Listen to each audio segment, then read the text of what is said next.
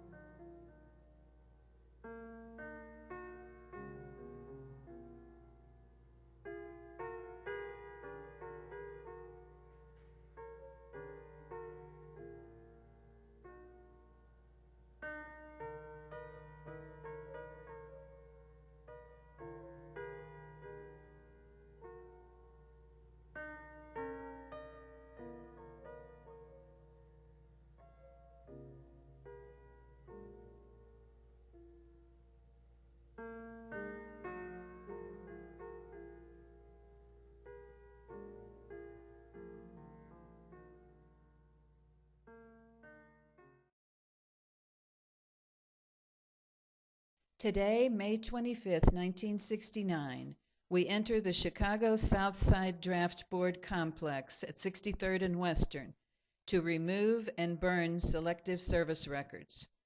We still have a dream of being able to communicate with this society, but we can no longer confine our peacemaking efforts to the ordinary channels of polite discourse, for we are confronting an extremely urgent situation in which the twin evils of American militarism and racism are monstrously interconnected. So Chuck, why don't you begin by telling people what we did in Chicago, what brought us together in our opposition to the Vietnam War one day in Chicago. Okay.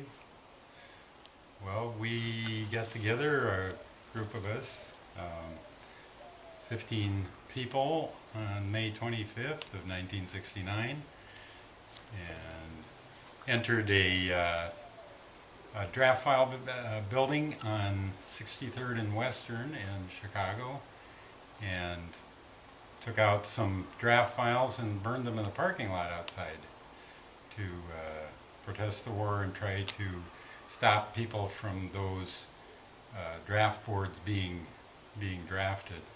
So that was an act of civil disobedience in the sense that we stayed on the scene and we submitted to arrest.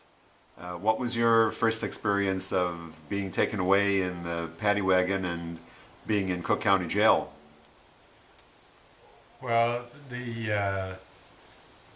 one of the things that I remember after before we got to Cook County Jail, we were in a local jail, and at night, or that afternoon, I guess, there were some priests in our group, and it was Pentecost Sunday, which I hadn't realized, and I thought was kind of appropriate.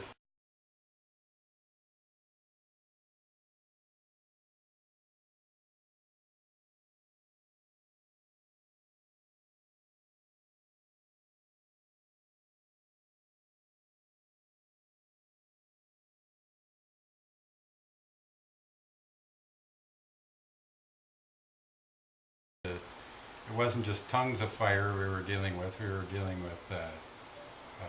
fire of burning paper. Actual fire burning Actual material, fire. which Right.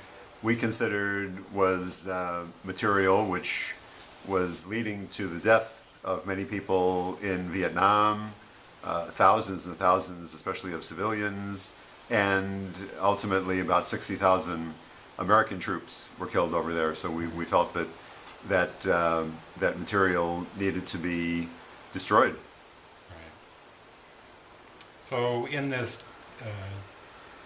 in this jail cell, wasn't a small cell that you might think of, but it was a large holding area, I guess, with a number of us in there, and someone brought in some wine in I think a McDonald's drink cup, and some bread, which was maybe a bun, and we had a celebration of the massive Pentecost, talking about the apostles who had been so fearful in that upper room, suddenly with the power of the Holy Spirit were going out and speaking to lots of people, which was our attempt.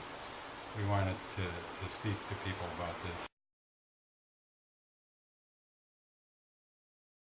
The poor people of the earth are taught to hate and kill one another in order that the powerful can enjoy the freedom to increase their fortunes through exploitative foreign investments. At the same time, the expansion of war-related industries diverts tax dollars away from the social programs so desperately needed here. Born and raised in poverty and oppression, young men from America's urban ghettos are forced to burn and kill poor peasants in a land of the third world in order to preserve a quote-unquote freedom which they themselves do not even enjoy in their own land. Chuck, maybe you could describe a little bit more what time of day it was, and what was your particular role in the action? Were you inside the building? Right. I was inside the building. One of the group had rented a bookstore, and we just stayed inside the office that just had a sign on it saying future bookstore or something like that. Stayed in there overnight.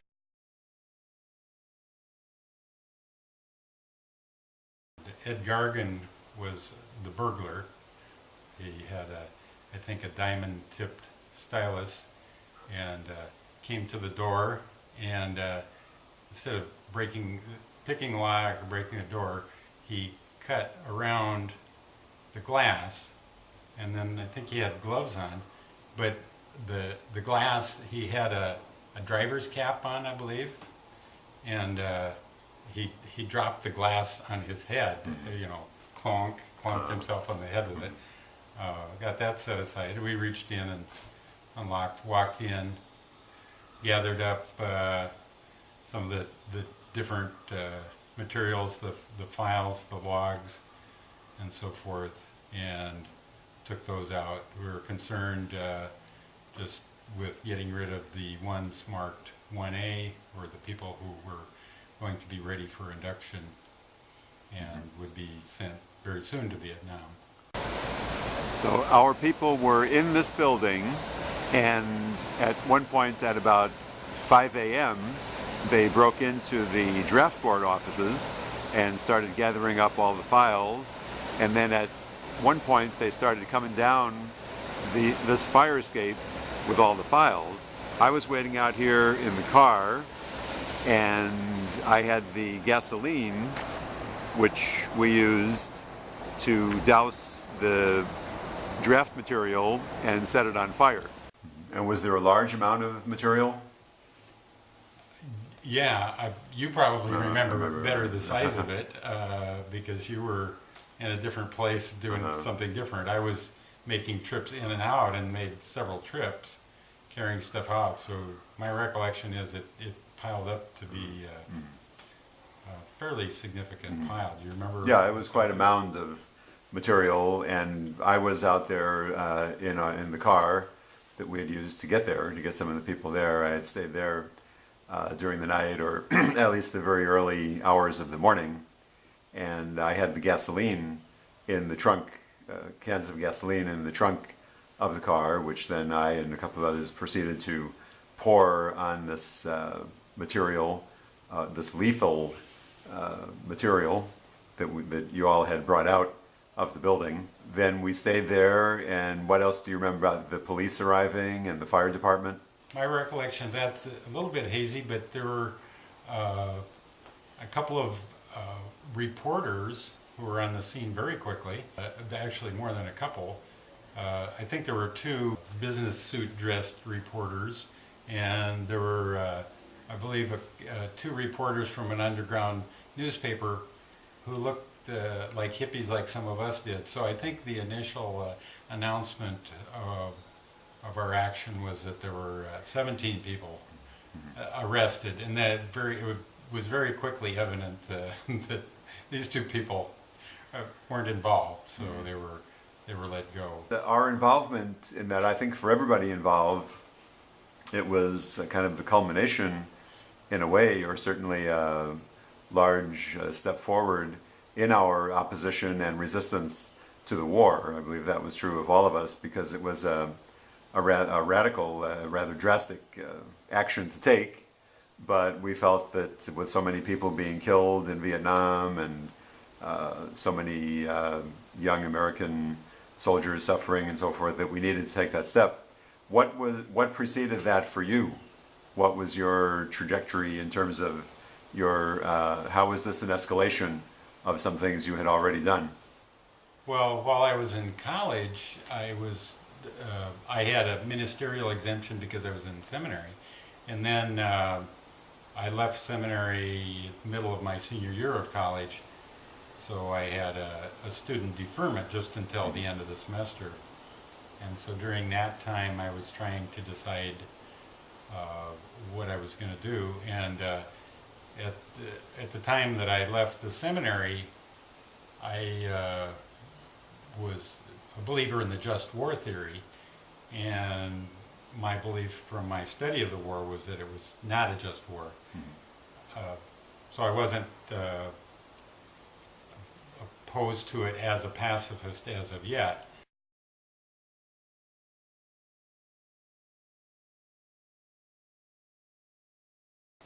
And I wrote a letter to my draft board, told them that I was resigning from their organization because I felt that the war was unjust. And so I got a letter back. I think my mother kept it in a trunk.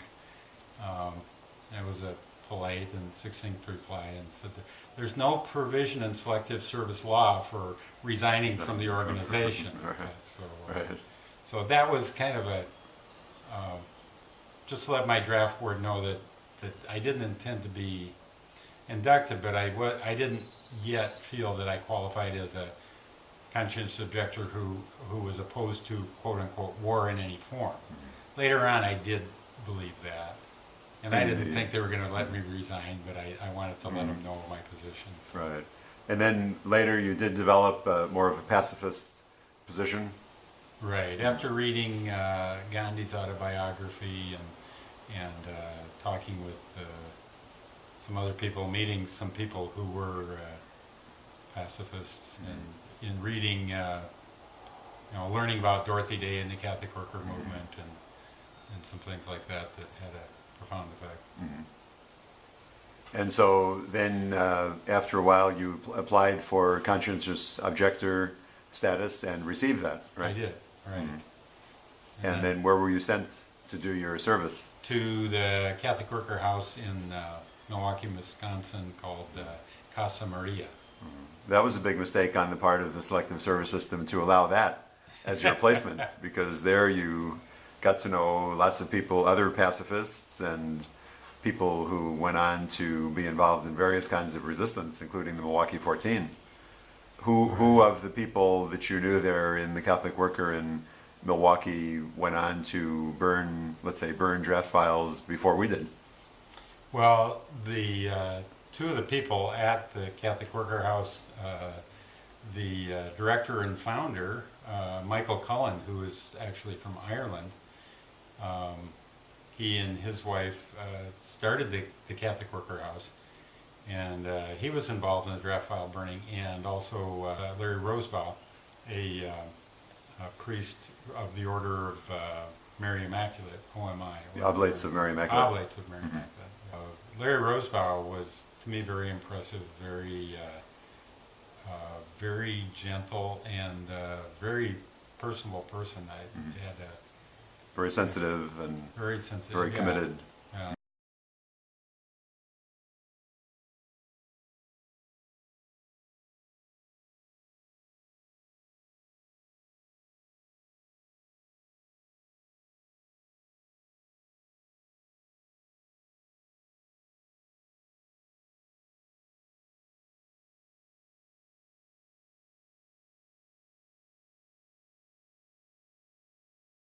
As a result of your increasing opposition and outrage over the war, then you and I and the others decided to get involved in the Chicago 15 action, which you've described somewhat. So describe a little bit of what happened after we were taken to the police station and had that mass in jail. What ensued after that? Well, we were moved later to Cook County Jail.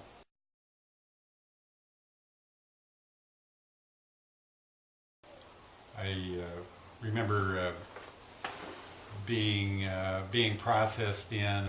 We had strip search, and you had a band put on your wrist like you would have in a hospital identification tag, and you maybe remember better what happened, but at some point there was an order to one of our group that if they didn't do something, they would be sent to solitary confinement.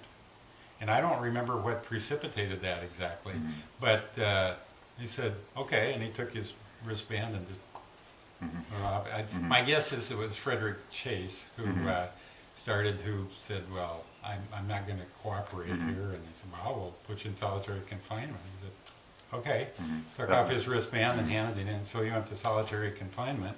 So I believe Durkin and Sweeney said, we're going with him. Handed him. Just by not cooperating. Right, and did we all end up in there? I think we did.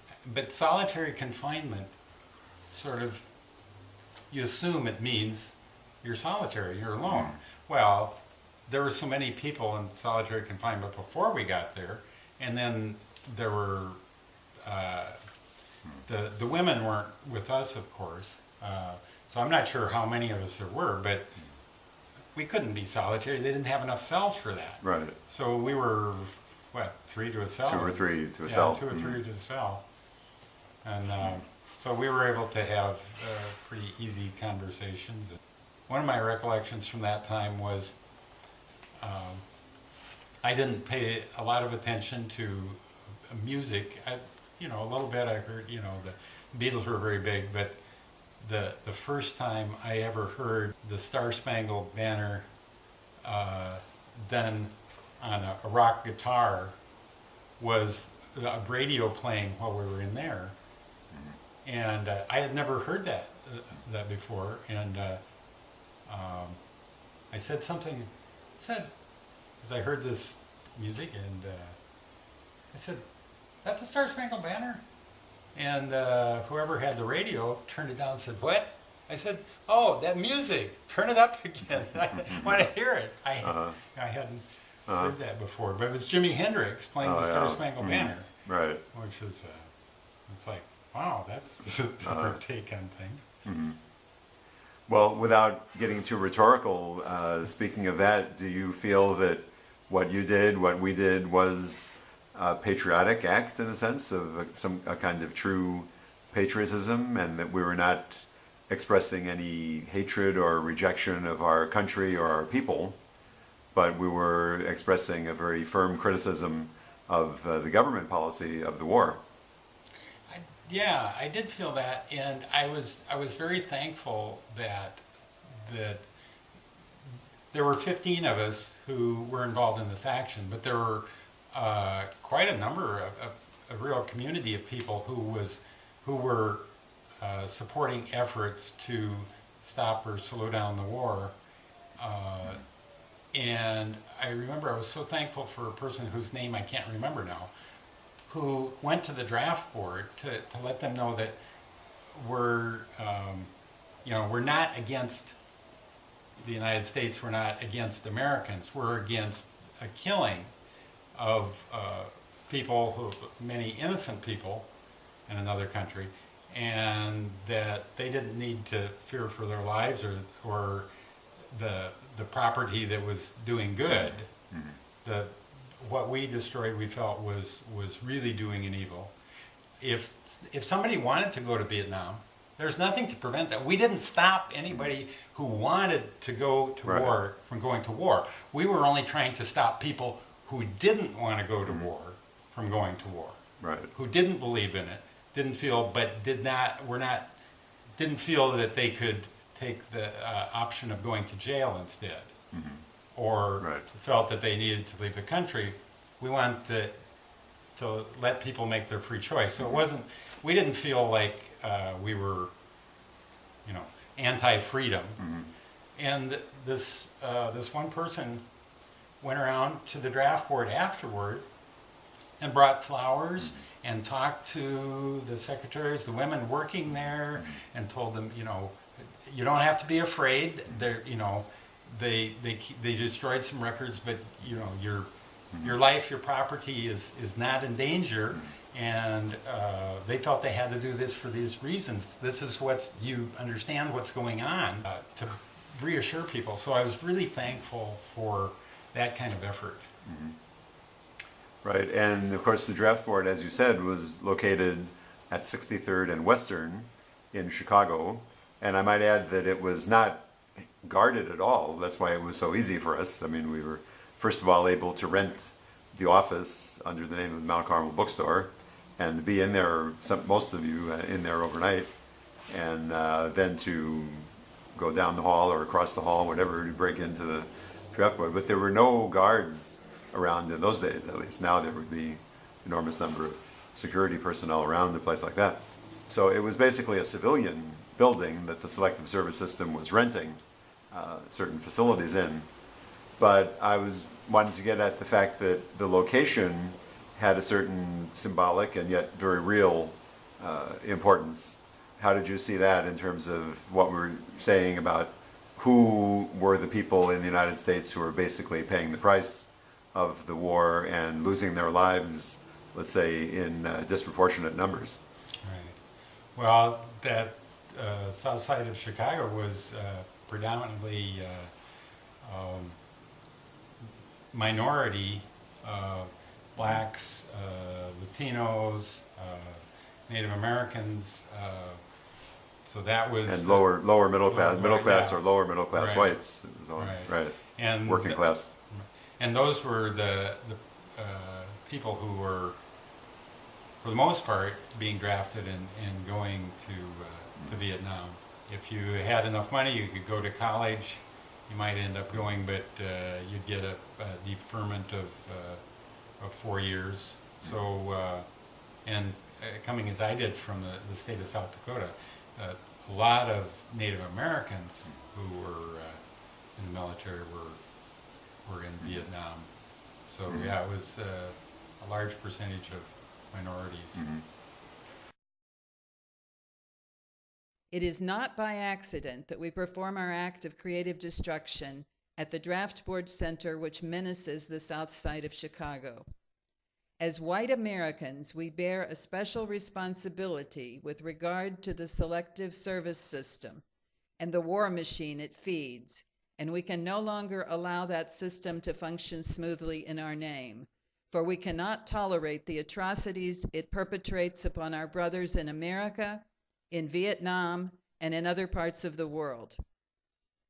Our action is negative, but also creative, for there is implied in our loud no a quiet but hopeful yes in our elimination of part of a death-dealing and oppressive system, the prelude to the creation of life and freedom.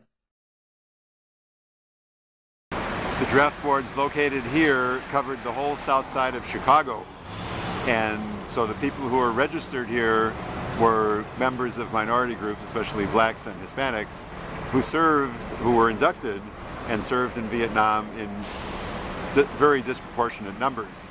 So part of our reason for choosing this particular set of draft boards was to dramatize that. So very shortly the Chicago police arrived and took us away to a police station and then to Cook County Jail, where we spent a few days before we were bailed out. We were first charged with burglary and arson by the state of Illinois, and then by the federal government with 4 counts in an indictment, including destruction of government property, interfering with the Selective Service system, and conspiracy to do those things. And then after a while, the state dropped their charges, and we were prosecuted by the federal government. Our trial was held in the federal building in Chicago. Our trial lasted about a month in 1970. We tried to present some of our reasons for the protest action, but the judge basically refused to allow us to present anything about the Vietnam War or the draft.